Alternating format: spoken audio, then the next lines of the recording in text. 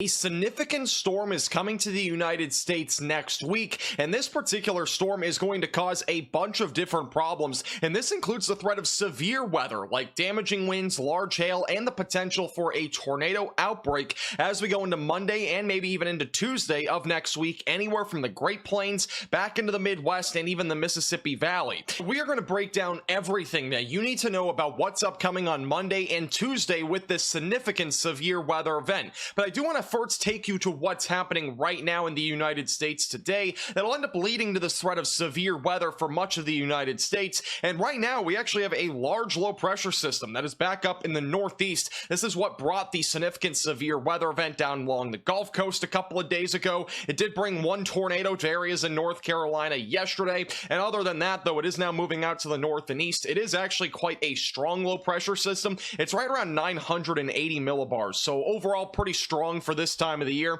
With that being said, we have a lot of rain with this, so that's really the only concern at this point. Not really looking at much severe weather for today. There's a very low risk of a brief tornado in like Vermont and northern New York. I know that's really shocking. It's actually rare even in April for those areas to see an isolated tornado risk. With that all being said, though, I'm not expecting anything significant up that direction, and this will be out of the country by the time we go into this weekend. Now, across the Great Plains, it is fantastic weather right now. Also, the Southeast is dealing with fantastic weather. We have a very nice cool down in store for you for the rest of this weekend, and obviously get outdoors and enjoy it, because this will be really a perfect weekend for most of the country. Go plant your vegetables or whatever you might be planting, because it'll be perfect weather for most areas, at least if you're in the southern tier of the United States. Now, back over on the West Coast, we're watching this little sneaky disturbance right now that's west of California, and this will eventually be our next threat for severe weather here in the Great Plains and the Midwest, and as well as the lower Mississippi Valley as we go into early next week. Weather is going to get pretty crazy early next week, but I do want to bring your attention to a low risk for severe weather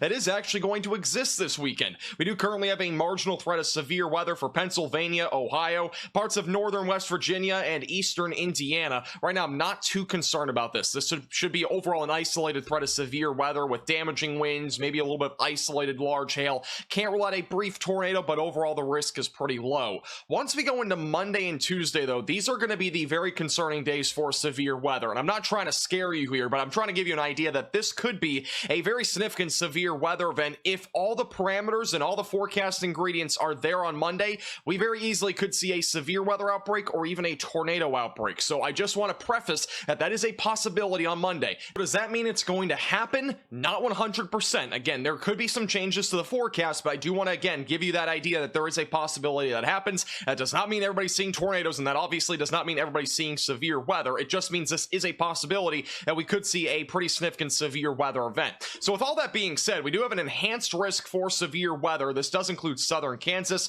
a lot of Oklahoma, almost all of central and western Oklahoma is included in this, and as well as north central Texas and areas just to the northwest of DFW. And since this is still a day 4 outlook, there could be some changes to where this enhanced risk is, and I'm not ruling out a moderate risk of severe weather. I wouldn't put a high risk out at play at this point if all the ingredients are there and the confidence is there. Again, I'm not the Storm Prediction Center. I don't know if they will do that, but it is a possibility, again, if we end up having everything there here for this particular event. I do want to preface, though, that there is a chance this area does shift further north or even a slightly further south. I do think we will probably have a larger enhanced risk in the next outlook that'll include more of Kansas, and I will be talking more about that here in just a few minutes. We do have a slight risk that goes all the way back into Iowa and all the way through central Texas. The main concern on Monday will be significant damaging winds, large to very large hail, and the potential for several tornadoes. But once again, there could be some changes. No need to go buy all the bread and milk off the store aisles. This is not a panicking sort of situation. It's just something that you should be aware of at this point as we go into Monday. And as we go into tossing trampolines on Tacos Tuesday, we have a very large slight risk for severe weather, which by the way is a 2 out of 5 on the severe weather scale. So overall a low to medium risk that goes anywhere from the Midwest back into Texas. This does include Wisconsin, Iowa, the entire state of Illinois is included in this. I will not be shocked if we do have an enhanced risk somewhere up in here in the Midwest as we go into Tuesday. With all that being said, I do think the main concern is going to be damaging winds, large hail, and the threat for a few tornadoes. I'm not ruling out an isolated strong tornado as we go into Tuesday. All right, so this is the setup for this upcoming week. So overall, we're going to have a ridge this weekend. That basically means that we're going to have warm and dry weather for most of the country. And by the way, we are looking at the jet stream, so all the winds that you're seeing here, they might look strong, but this is just a jet stream. We're gonna have a high pressure system dominating most of the Great Plains and a large chunk of the southeast. The only area that'll probably see a little bit of activity would be back up here in the northeast as we go into Saturday and Sunday. Here's that large scale storm as we go into late Sunday into Monday, and this is going to eject right over the Rocky Mountains, and it's eventually going to become a pretty significant storm overall. There's your low pressure system, very strong upper level winds across areas like Oklahoma, southern and central Kansas. I do think we'll have an elevated threat for tornadoes, especially in these two areas here with the current dynamics that we have. So southern and central Kansas back into Oklahoma. Once we go into Tuesday into Wednesday, this will move into areas like the Midwest. So going into Tuesday evening, I would definitely be watching for a more elevated tornado risk across areas in western Illinois and northeast parts of Missouri. And then once we go into Wednesday and Thursday, that system weakens out very quickly. And as of now, the European model is showing a very dry weather pattern for most of the country as we go into Friday and Saturday of next week. That means that this will probably be one of the only severe weather events that we have next week, which will be both Monday, Tuesday, and anything left over would be on Wednesday, and it'll probably not be that significant. Here is the low-level jet, which is much lower in the atmosphere. This gives us a better idea of the dynamics closer to the surface, gives us also an idea of the tornado risk that could be associated with this storm. And notice this as we go into Monday evening. Here is your trough, which by the way will be negatively tilted. And what that means is that it's going to be able to basically pull more moisture out of the Gulf of Mexico in comparison to a positively tilted trough. That means there will be more buoyancy available. In addition to this, the low-level jet is going to be very strong overall, and it's going to be in pretty good unison across Kansas, Oklahoma, and north central Texas, where the low-level jet overall will be around 40 to 45 knots. Not the strongest low-level jet we've ever seen, but with all the other ingredients in play, I do think that this is undoubtedly going to be a very favorable environment here for tornadoes.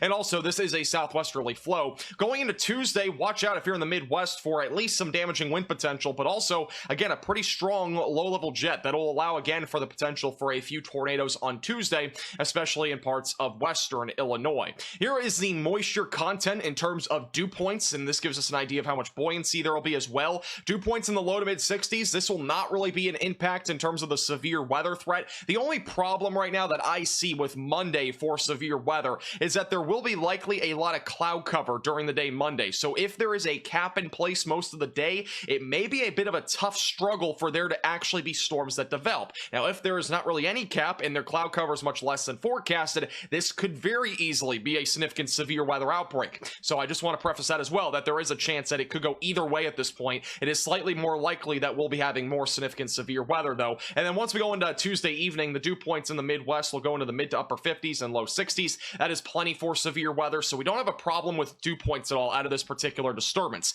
Now here's the NAM model, which is the only computer model that goes out this far to show us the significant tornado parameter values, and this essentially measures the potential for a tornado risk, and this does not look pretty. When we have these pink and purple colors, typically means that we have some sort of at least medium risk for tornadoes, in some cases even a high risk. So we'll have to watch this very closely. Once again, it's just a computer model, and it's not the only computer model that's going to show this, but it is one of the many that will show it here over the next couple of days, and we'll have to monitor that trend pretty closely. But this basically accounts for all the ingredients, not just the low-level jet. It also factors in like the veering profiles and all that sort of stuff, so more detailed meteorological terms and stuff. But basically what that means is that we do have at least a medium to a bit, maybe even a higher risk for tornadoes, especially in this corridor back over in central Kansas and also back into areas like western Oklahoma, where there will be a better shot for convection. I do think this will be the stretch though going into Monday evening, where there will at least be some more significant threat there for some tornado action. So now let's break down this storm on the future radar and give you at least a broad overview of what will be happening here over the next few days. We will have a more detailed forecast, by the way, and probably tomorrow or Sunday with the exact timing and all the threats and where the greatest threat will be. So make sure that you are subscribed to the channel. In addition to this though, as we go into Monday evening, we'll be watching for showers and discrete thunderstorms to develop as we go into late Monday afternoon across western Oklahoma, Kansas, and as well as north central Texas. Once we go throughout the evening, more storm activity is likely, and this is by around midnight, so there will be plenty of storms out there. I do think one of the key things to this is that a lot of these storms are going to be discrete, and when we have discrete individual supercells, those are typically the ones that produce a greater tornado risk. Once we go into Tuesday morning, a lot of the storm activity moves east. The severe weather threat will be much lower as we go later into the overnight hours. Once we go into Tuesday afternoon, more showers and thunderstorms will develop over in Iowa. There will be another area to watch for in Texas and Arkansas, with maybe some large hail damaging winds and an isolated tornado risk. And by late Tuesday night across Illinois, Illinois, we'll have plenty of showers and thunderstorms out there with damaging winds, isolated large hail,